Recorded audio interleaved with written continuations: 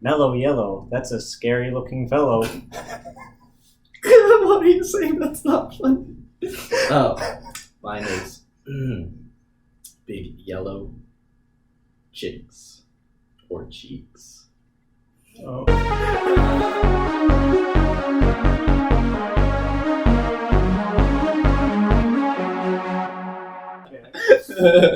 Well, welcome to a Space Turtle bonus review. Today we're watching Minions, the Minions movie, Rise of Gru. Damn. Well, if you guys hadn't heard much about this movie yet, I would say go out and watch it.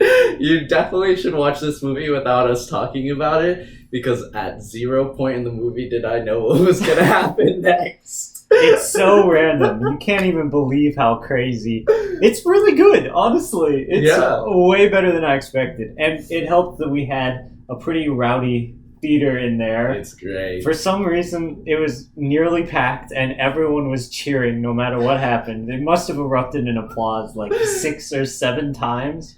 I've never seen anything like it. It was like a vacation going to this movie. Like going with like a bunch of, or like a school vacation, like a school trip, you know? Yeah. Because there were 0 kids there. They were all like upper teenagers or even like college students. Yeah, like there us. are people our age. Yeah, like literally people. every single one of them. And so honestly, that works super well for this movie because I feel like it's just the best of that type of humor that I don't even know if kids would get some of these jokes. I mean, there are a lot of butts and a lot of like, there weren't actually that many fart ones except for in the beginning, which sucked, but okay. Well, hey, they had some stylized animation though, and some of the humor you're talking about, like when he's licking the ice cream cone in front of those fitness people. Yeah, I was like, what the fuck? That was by far the best one for him to end on, because I was just like, regular evil people stuff, and then I see that and I'm like, that's pure evil right there. That is out of pocket. Yeah, they're really good with the comedic timing too. It's funny. I feel like my best analogy for Minions is they're just like Crocs, right? Because everyone was shitting on them before, but they're gonna be cool again. Honestly, Minions are cool now. I swear. I honestly want to commend the writing because I feel like a lot of the commercials for this movie were totally anticlimactic to me because they just felt like small little vignettes of the Minions doing goofy Minion stuff, but it wove into this movie in a way that was like, it wasn't like, oh, I obviously know what's going to happen next, but it does work in the movie and it honestly gives it like a little bit of a pace boost.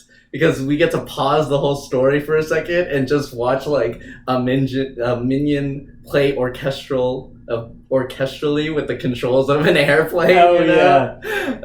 Or like I forgot the name of the braces one, but how he like races through like so many different on the tricycle. Yeah. He's just like beating this other guy. He's like it's pretty inventive too, right? It's like they're nice, they're fun little sequences, and I love that they never did subtitles for any of the Minions at all. Like they just never told you. You knew by vibes. You always knew. Yeah. Visual storytellers, right there. These guys know what it takes to make a good movie. Honestly, and that's because it ties at your heartstrings, but in like a very fun way, in a very normal way. But it kind of finds such a weird path to get there. And while I was watching the movie, I think one of the biggest compliments I had is that it reminded me of like a sitcom or like a writer's table at a sitcom where they just kind of like invent new problems, like even though there are none, and then they just invent it and then they invent a way to get past it. Kind of like They Get Caught, which is a hilarious sequence where that guy, I forgot their name. The youngest is Bob, then it's Kevin, then it's someone, but I'm messing up the name. But he was just like painted in brick. Yeah. And then when he was running back, you could see his back was entirely like not painted. And then he jumps on the sacks and he's blending in. Honestly, hilarious. But anyways, they like get chased out, and then they just like, we can roll. Let's just roll. You know, just like stuff like that. It's like it's so much more creative and inventive than I actually expected at all. I really expected the same fart joke like over and over and over or something, and they really impressed me with this one. I feel like I like to measure a movie a lot of times on what was the movie going for and did it achieve that goal. And I would say this film didn't go for the most ambitious story or the most complicated character struggle, but what it did go for, it achieved, and a lot more than that. So I would say it's exceeded my expectations by far. I just want to hammer home again how many interesting things happen, man. So after they roll down the hill, right? They run through the like Chinatown, and then apparently this lady knows kung fu, and now they're learning kung fu. Like, what's going on? Just random. Yeah, and it's nice to have Michelle Yeoh just there and kicking ass. Again, exactly what I needed. This should have been in Everything Everywhere All at Once. One of the timelines, man. Should have just gone to the Minions movie. This is a multiverse I want to see now. Yeah, that was the only thing I could have added on to that. Oh man. But yeah, I liked that they kind of stayed grounded with the story as well, just like kind of like a mentor, almost like a grandpa son, but even almost like dad-like, story, because I mean, it goes on to be Despicable Me, and so Despicable Me, he starts off by trying to steal the moon, and I think honestly that premise is insane, like just saying that out loud. But this one needed to stay from like humble roots and to play a character that was actually like learning and not so cool like in Despicable Me. I just remember the entrance of Despicable Me. He just like crashes in on his plane and just like shoots everyone. Like freezes everyone, I think, or something like that. And so I think Steve Carell played the character so well to be like the little kid version of himself. Yeah, I mean, speaking to that, we were wondering before the movie started. We were like, is Steve Carell gonna play this character again? Yeah. And he is, and I didn't know how that would work, but it works great. I literally I could barely even tell. Like, he had a very consistent voice. I was like, oh yeah, that's an 11-year-old. Yeah. Even though he's pushing 50, he's like 55 or something. Speaking of Steve Carell roles, we literally just watched Over the Hedge, and he played Hammy in that. Oh yeah. Goated movie, guys. Goated movie. But yeah, he pitched his voice up a little, and I swear that guy probably got like a sore throat from all of his voice acting as this, because I don't know how you can do that comfortably. It sounds so raspy and everything. Imagine he's like puts in his contract, I need some lemonade like every take or some ointment or something, some throat cream. Maybe. But it was really fun, and we had a lot of energy in the theater. But there are some like lulls during it, and I think with the absurdist humor, there's like two ways of like absurd, which is, get this, Minions: The Rise of Gru is an absurd film. It's like an absurdist film. Wow. I'm writing that in mastery of absurdism in this film. Yes, true pioneers. Yeah, they're gonna change the industry. But because it's like things are randomly happening, but therefore like a narrative cause instead of like saying anything, they're just trying to insert like funny things. There are some moments where I thought weren't that funny, some that were a little bit predictable in terms of scene wise, in terms of the certain scene. When it jumped to another scene, your expectations are thrown out the window all over again. So yeah, I mean they don't always have much of a plot or like a whole lot of stuff going on, and what they do have going on is basic. But since it's a kids movie, it's like I accepted that when I walked into the movie. So I agree too. Knowing that, it's like it was very enjoyable. Knowing what the story was. Yeah, I think they did a good job with it, even though it was pretty basic and not everything was perfect. I guess it's not a perfect movie. Yeah, I just wanted to drop a little bit of that in there, but we have to say it's not really. It's not even like it's not so good. Yeah, it's not like Citizen Kane, but it's pretty good. Yeah, I think at the very best thing to say about this movie, or the one that most encompasses it to me, is that there were boring moments, but they'll always get you with like a joke or an interesting scene eventually, and like not to the sense that you start hating the movie. So it's like you might find yourself lulling a little bit, but then they'll pick it up and you're back invested, and then lulling a bit and then back invested to me. So it never like made me start to get annoyed at watching the movie, which is kind of like the threshold I like hold against these movies. Because if you throw like 5 jokes at the wall, especially like children's jokes or like half of them, and like 1 or 2 of them stick, I think you're doing pretty good, you know? Well, yeah, and you were talking about how fast kids' movies are these days, or movies in general. Like, I think it started with the Lego movie, but now you have to have a joke every 5 seconds. Yeah. Like, you have to not stop. It has to be unrelenting. Unrelenting, I mean. Yeah. It's crazy. Yeah, and I think there's some some jokes I'd like to highlight that are hilarious. If you guys have watched the film already, hopefully you could just re-laugh along with us. Hey, this is the spoiler review, so be careful. Some of our favorites were, we already mentioned the one where like his last evil deed of his day is just like eating ice cream in front of people who are running. Yeah. Like, damn, that one was funny. There was the nun. The nunchucks. I honestly loved all of their names because they're all just like really bad puns that they had to run with. No, not that they had to. Like, I feel like at the writer's room, they're like, yeah, let's just throw out some puns and just like do that. And that's just so funny. Imagine like getting a concept to design this like villain, and you get like nunchucks or like Svengeance. Jean-Claude. Yeah.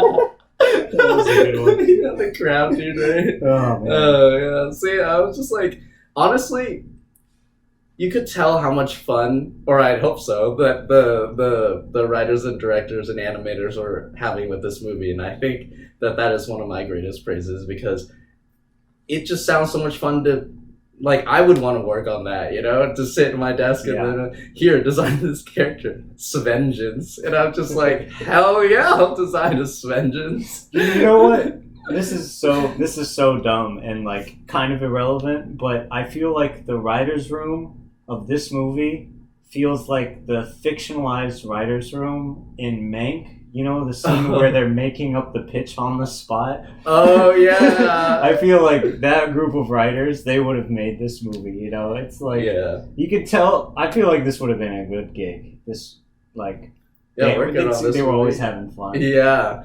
And I think that's the best thing that you want as, like, a kid's movie that isn't maybe trying to say, like, a Pixar kids movie, you know?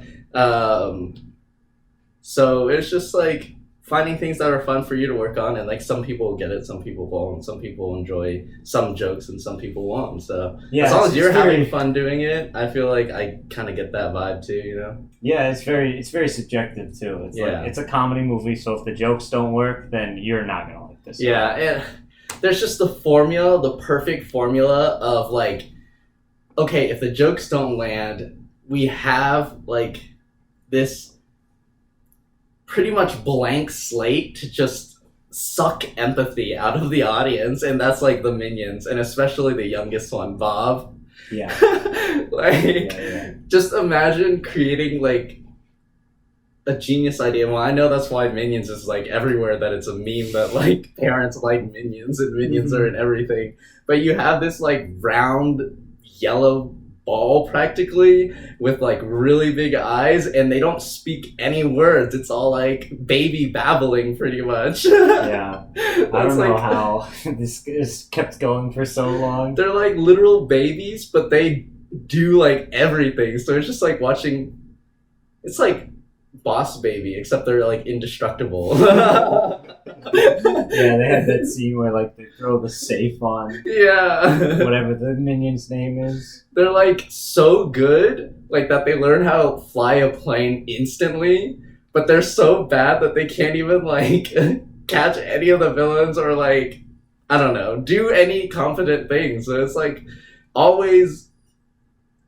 unexpected what's gonna happen next. Yeah, it makes me wonder what the first movie is like, because I've never seen it, and I didn't even hear. Oh, the Minions first. The first movie. Minions. Yeah. I've seen Despicable Me.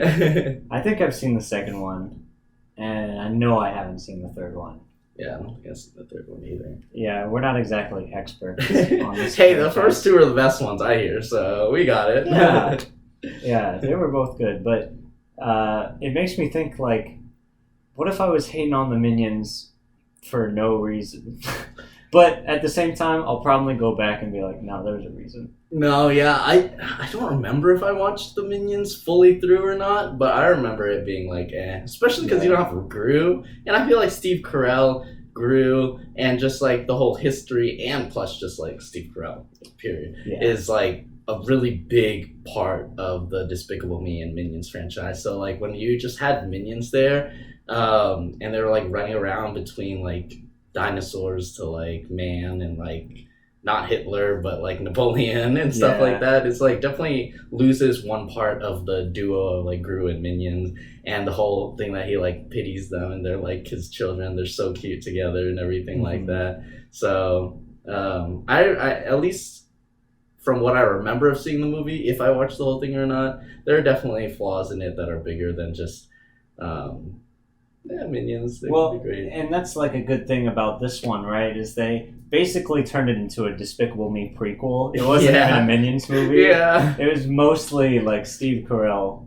doing his thing, and everyone loves Gru. Gru is like very charismatic, and little like teenage Gru is even funnier, I think, because he's so cute. Yeah, it reminds me of that character from Meet the Robinson, the depressed kid. I told this yeah. But it's just like, because adult Gru is so relatable, he's just like what we wanted to be.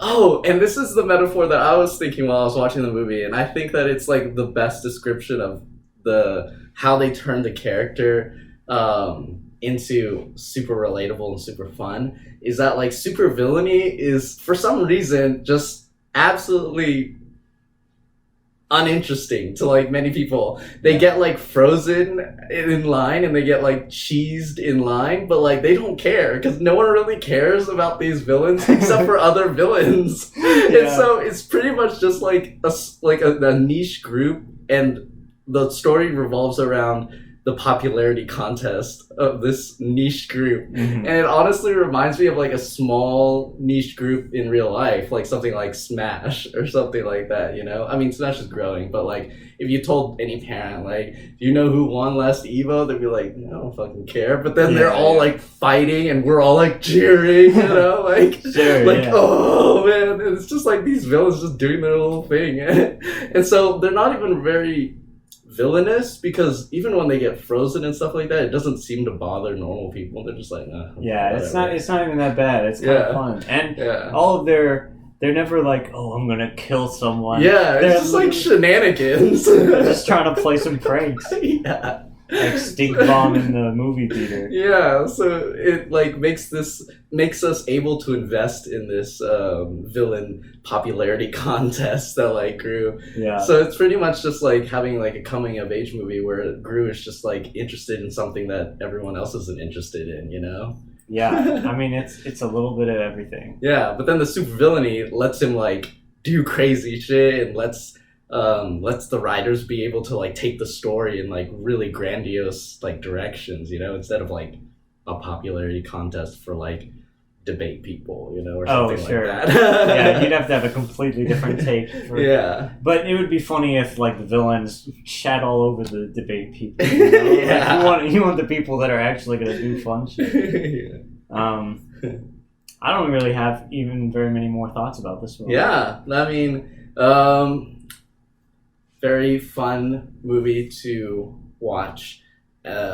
Like when you're in the mood for something a little brain dead, a little like slapstick comedy, and I think we were both in the mood for it. And honestly, if you're going into this Minions Rise of Gru movie with anything other than your past experiences of Minions and of Gru in mind, then I think you're gonna be disappointed, but obviously you are. So yeah, and also, you know, since it's the end of the video, don't watch it sober. Like, just don't. you'll be rubbing your chin a little bit too hard. Yeah. If you watch it sober. Yeah, it's a little bit.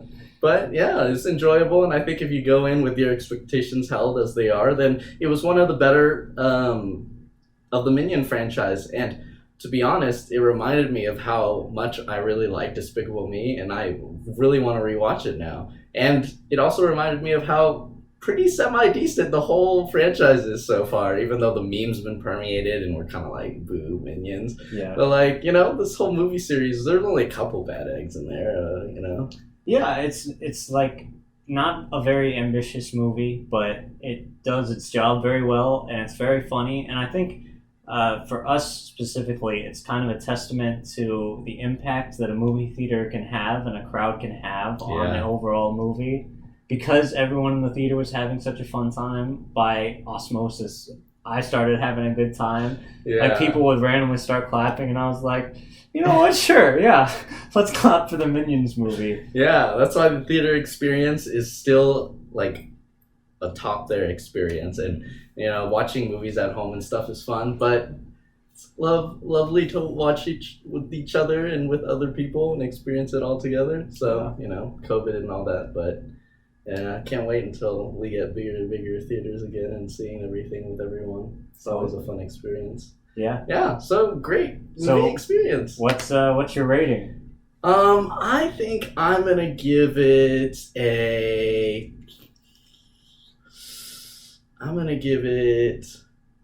a crush. All right. Crush. You ready for this? All right. What is it? A Lionturtle. What? I'm giving this movie a Lionturtle because I loved it so much.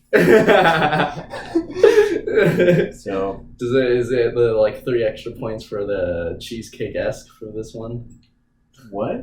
Just kidding. It's like last time we got the cheesecake, so it was like, they made the experience so good, and like a little inside joke. Except unless you watched the other one, yeah. But no one did.